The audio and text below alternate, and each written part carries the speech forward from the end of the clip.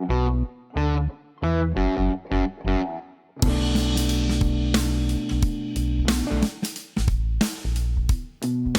to the Marc Steiner Show here on the Real News. I'm Marc Steiner. It's great to have you with us once again.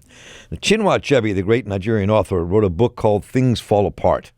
It's about the contradictions of colonialism and when they came home to roost and began tearing the fabric of society apart and asunder. And it feels like we may be in one of those moments now, when Israel's war in Gaza is profoundly affecting the political future of not just Israel and Palestine and the Middle East, but the United States, and accentuating our deep divides where we face the reality of the power and the rise of the right wing in our country. Now, it's played out starkly in the recent Michigan primary, when over 100,000 voters, or 13.5% of the vote, pulled a non-committal lever on the ballot to show their displeasure with Biden and American policies over the war in Gaza. It's a complex and dangerous moment. It can mean that the always swinging, pivotal state of Michigan, that has for decades been a key battleground state in American elections, could go back to Trump. And the racist right wing could be back in the White House. We'll see. There was a record turnout in the Michigan Democratic primary that's not been seen for a while. My colleague and friend John Nichols, who's a national affairs correspondent for The Nation, author of over a dozen books about American socialism, the Democratic Party, and more, his latest co-written with Bernie Sanders, It's Okay to Be Angry About Capitalism, that's a bestseller, and his latest article in The Nation is Michigan voters made it clear Biden's Gaza policy threatens his reelection. And John, welcome back. Good to talk with you. It's an honor to be with you, my friend. So let's take this apart a bit.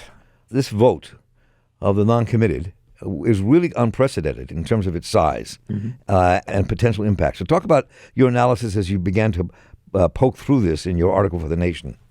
Sure. I went over to Michigan earlier this month and spent some time there, and there's simply no question that there's a tremendous amount of anti-war sentiment. And it is seen as such, even though this is a distant war which the U.S. is financing through our military aid, but not necessarily present on the ground in. And yet, especially in eastern Michigan, around Wayne County, Detroit, Dearborn, Ann Arbor, there's just an understanding that this is a war that the United States is involved in. And the anti-war sentiment, as I said, is real. It's very strong. Now, there's a reason for that, a couple reasons. Number one, Dearborn, Michigan is a predominantly Arab American town. So is Hamtramck, another major suburb of Detroit. And in fact, Dearborn has the highest per capita Muslim population of any city in the United States. In addition, Muslims and Arab Americans, Christians as well, have been very present in eastern Michigan for a very, very long time. Mm-hmm. And so the war in Gaza is understood as something that is very personal and very real there. People have family members. They have extended circles and connections to Gaza. And so there was a great deal of desire on the part of a lot of folks to send a message to Joe Biden via the primary. But Biden didn't have a viable opponent. And so about 3 weeks ago, a group of folks on the ground in Michigan, including Congresswoman Rashida Tlaib's sister, former U.S. Representative Andy Levin, who has been one of the most outspoken Jewish American advocates for peace in the Middle East, as well as a number of other folks, Mayor Dearborn, started something called Listen to Michigan. And they noticed that the Michigan ballot includes this uncommitted option. And they decided, well, we're going to mount a campaign asking people to vote uncommitted. It's going to be very explicit, very outright, saying, if you vote uncommitted, we're going to count that as a message that, Joe Biden should change policy as regards Gaza. Generally, in Democratic primaries, uncommitted gets about 20,000 votes. That's what it got in 2012 when Barack Obama was running for reelection without much opposition. Right. And so the uncommitted campaign said, yeah, we've got to do at least that, maybe more, but whatever we get above that, we should take as a pretty serious message of opposition to Biden's stance. Well, they got 100,000 votes, 13.6% of the total, as you noted. They also won delegates in 2 congressional districts. And so this turned out to be a remarkably powerful message that there's a lot of opposition to Biden's policy. Now, why does that matter? It might not matter as much in New York, although I think I would argue that it should be taken seriously in any state. But Michigan is the ultimate battleground state. The fact of the matter is that Michigan, when it goes for Trump, as it did in 16, becomes essential for his victory. When it goes against Trump, as it did in 2020, becomes essential for his defeat. In this election year, when several of the battleground states are looking tougher for the Democrats, Michigan becomes more essential. And if you've got this substantial block of voters that are furious with Joe Biden over his stance as regards Israel-Palestine, that suggests that Michigan is at risk politically. And so a lot of things came into play with this uncommitted vote, with what happened in the primary. And obviously, as you note, I wrote a good deal about it because I think this is a very, very serious moment for Biden's reelection campaign. Mm-hmm. So, just before we started this conversation, Max Alvarez, editor-in-chief here at The Real News, just showed me that on March the 5th, it could be on the ballot in Colorado as well.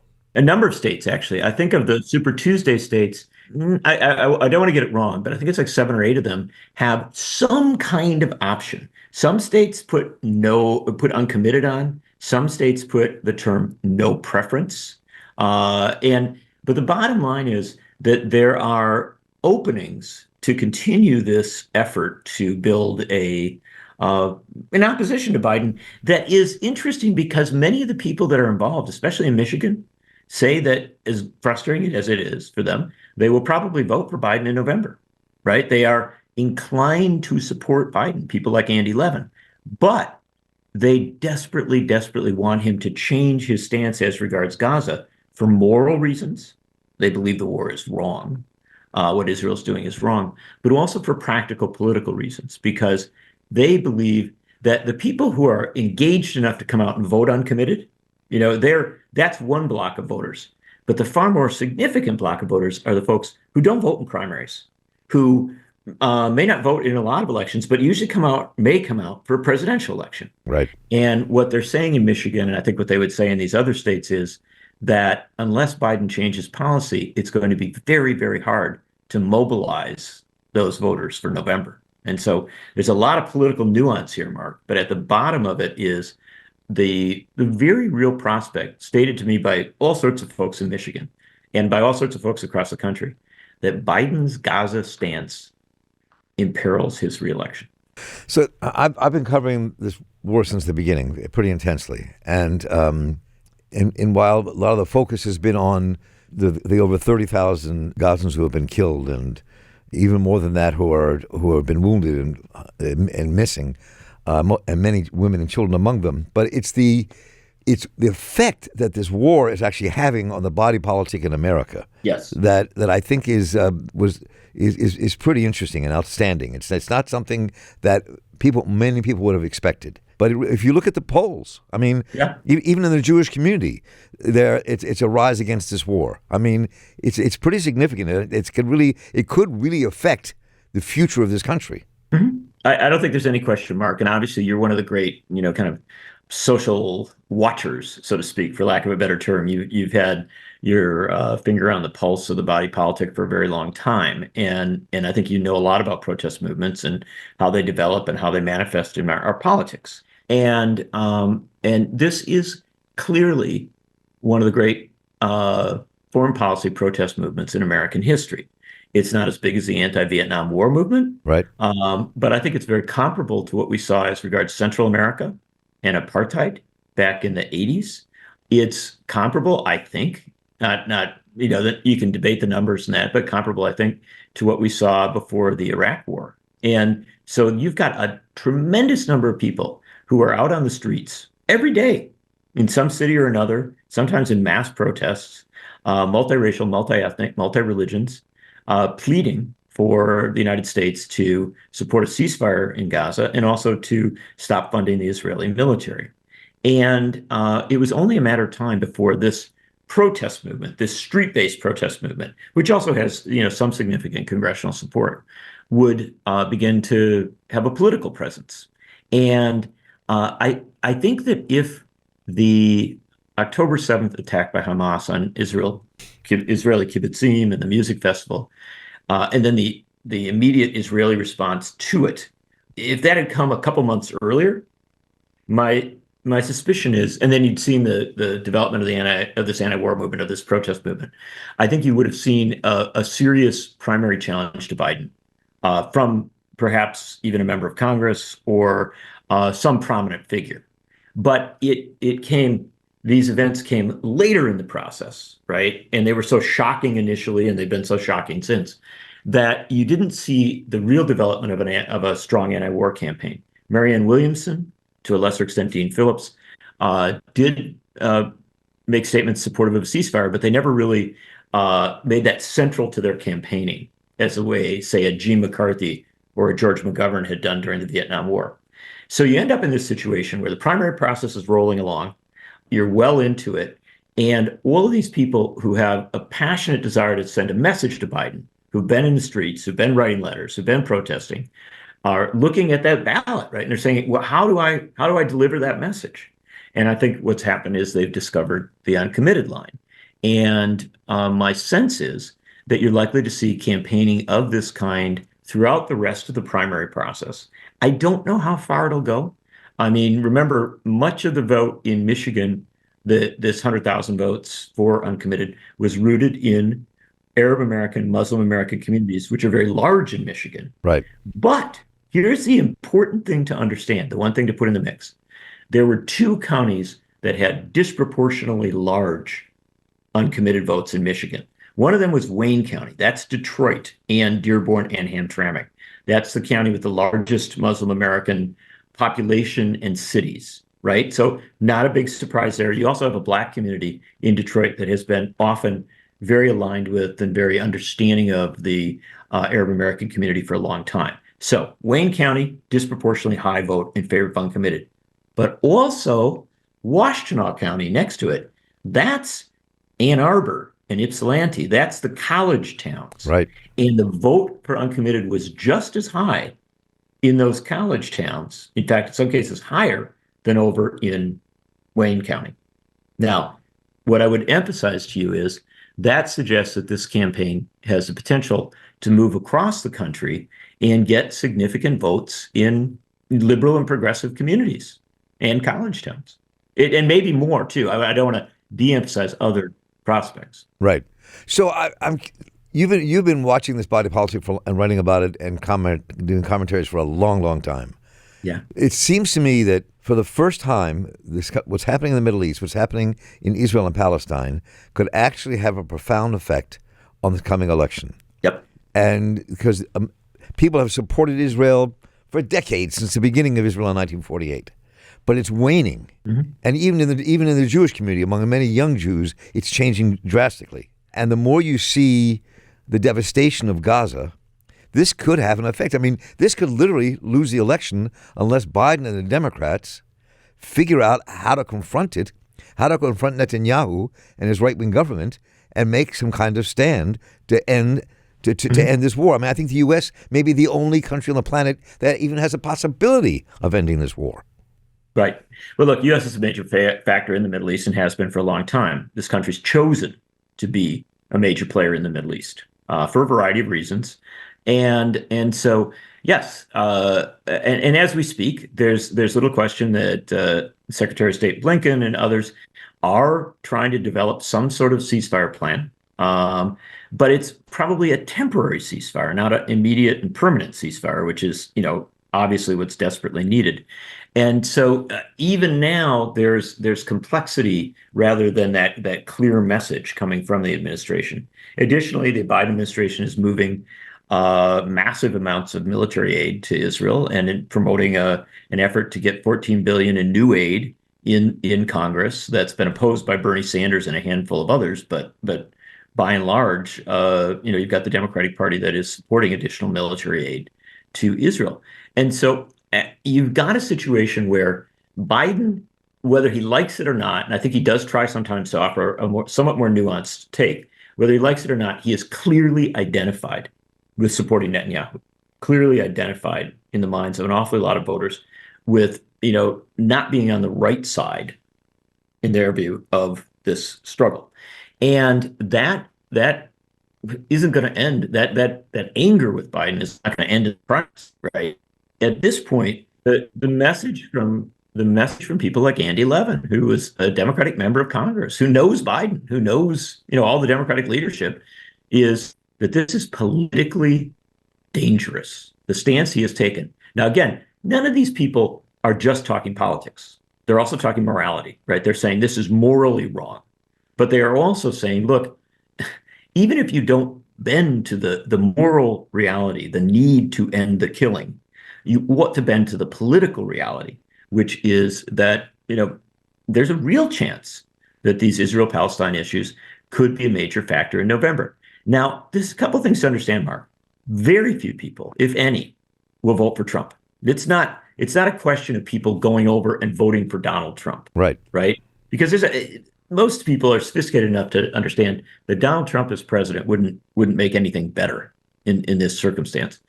What there is a possibility of is this, that some portion of people might vote for a third party candidate like Cornel West, who's been very, very clear on his opposition to U.S. policy as regards Gaza, or they might just leave the presidential line blank on their ballot, or they might not vote altogether. All of those factors hurt Joe Biden, right? They're likely to hurt Joe Biden as a candidate for reelection, especially in battleground states in a tough reelection year.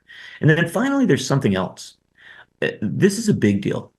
There are hundreds and hundreds of the brightest young people, Muslims, Christians, Jews, non-religious folks, who were key players in Biden's 2020 campaign, who literally ran his digital campaigns, his grassroots organizing, his mobilization in states across the country. Mm-hmm. They have signed letters saying he has to change his policy if he wants them to get excited and engaged again in 2024.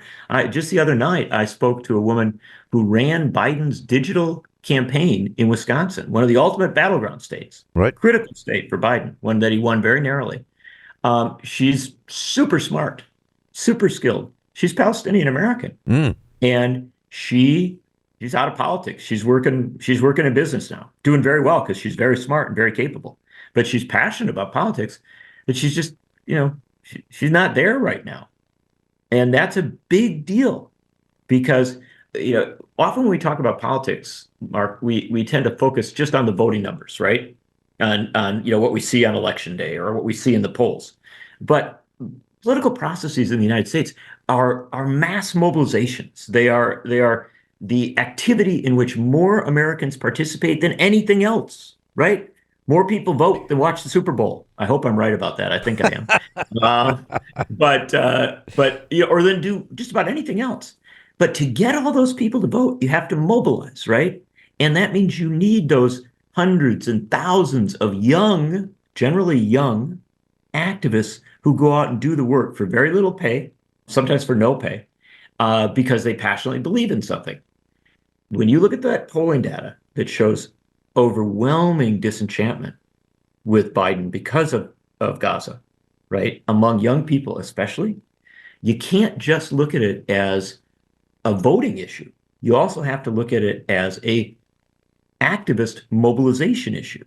And so at this point, I think Biden is imperiled because a tremendous number of the people who in 2020 elected him are in 2024 saying they're furious with him.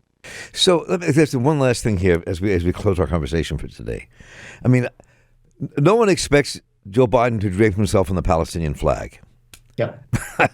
But what do you think is keeping him so stuck that he can't move? So stuck that he can't say, we want a ceasefire now. We're going to bring all the parties to the table. I will lead the negotiations. Mm-hmm. We're going to try to, we need peace in the Middle East. We're going to find a way to live together. Let's stop.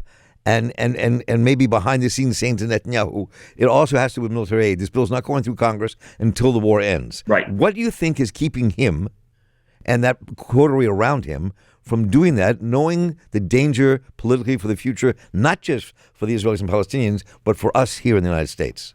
Yeah, why doesn't he do what George H.W. Bush and Jim Baker did back in, 1990, which was say to Israel, look, we're going to hold up loan guarantees, right, unless you start negotiating, right?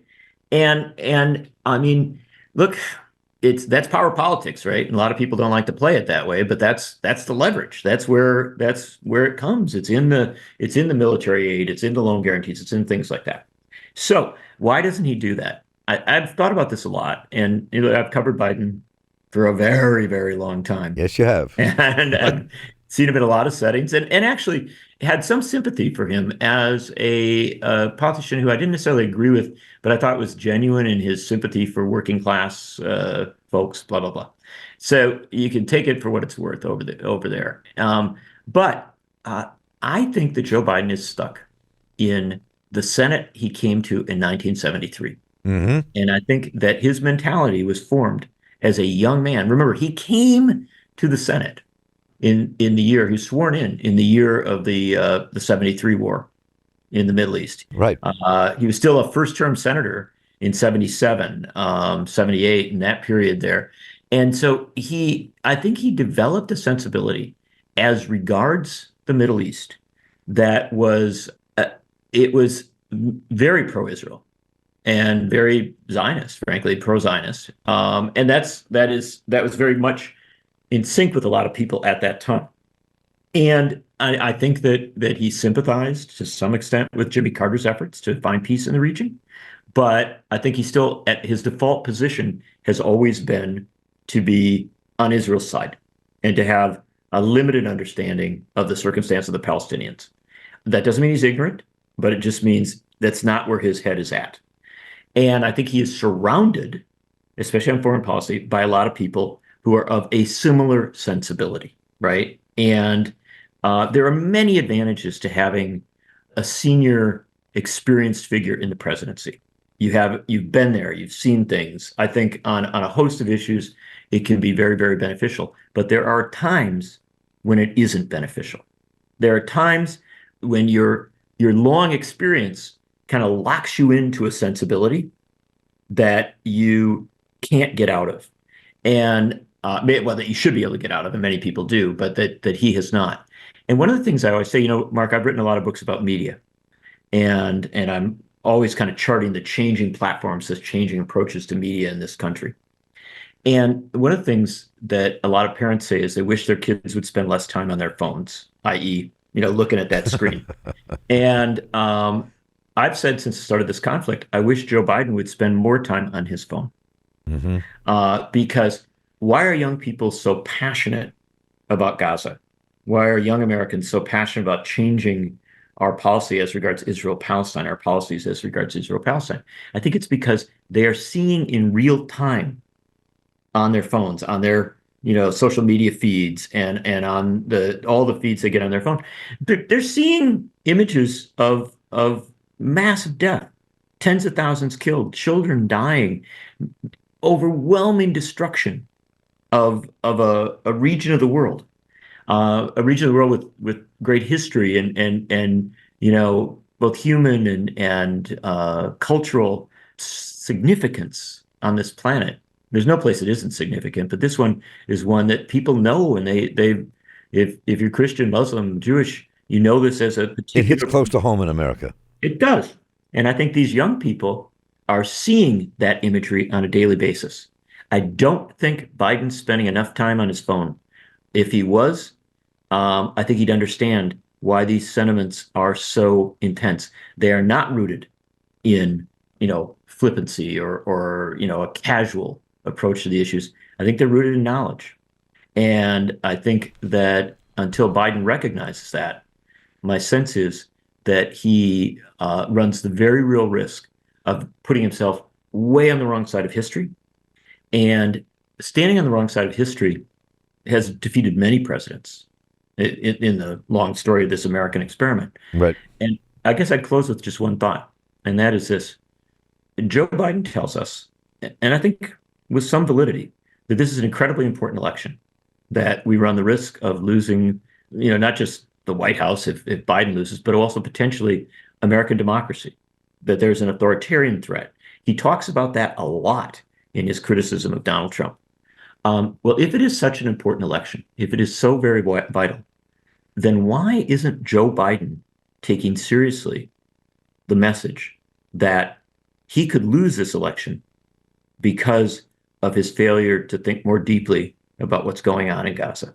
I appreciate your time, John Nichols, and I agree. I think that we are facing a very critical moment, and it's fraught with so many complexities, from the future of the Palestinian people, seeing all these people just being mowed down, entire infrastructure being torn apart, anti-Semitism on the rise to boot, all that kind of dovetailing into a very dangerous future for the United States in our election, and that means a very dangerous future for the planet. And I think that it's a really tense moment that we have to keep on top of and fight for the best. And John, I want to thank you for the work you do, and thanks again for joining us here today on this Marc Steiner Show. And we're going to post Michigan voters made it clear Biden's Gaza policy threatens his reelection on this podcast, so you can download that and read it as well. John Nichols, thanks so much for your work, and once again, thank you so much for joining us. Thanks, Mark. It was good to be with you. Once again, thank you to John Nichols and for all the work he does for this country and the work that he writes and shares with all of us. And we'll continue our reporting about the Gaza war of annihilation and the election we face this year in the United States. And once again, thank you all for joining us today. And thanks to David Hebden for running the show and editing this program, and the tireless Kelly Rivera for making it all work behind the scenes, and everyone here at The Real News for making this show possible. We'll link to the work of John Nichols on our site here at The Real News, and I'll be bringing you more conversations and stories about the war in Gaza and the fight for peace in the Holy Land. So please, let me know what you thought about what you heard today, what you'd like us to cover. Just write to me at mss@therealnews.com, and I'll get right back to you. And stay tuned for more conversations about Palestine and Israel here on The Real News. Thanks for joining us today.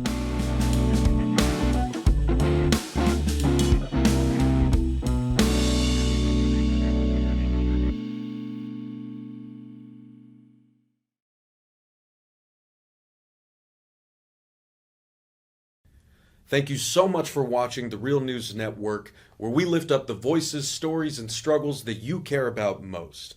And we need your help to keep doing this work. So please, tap your screen now, subscribe, and donate to The Real News Network. Solidarity forever.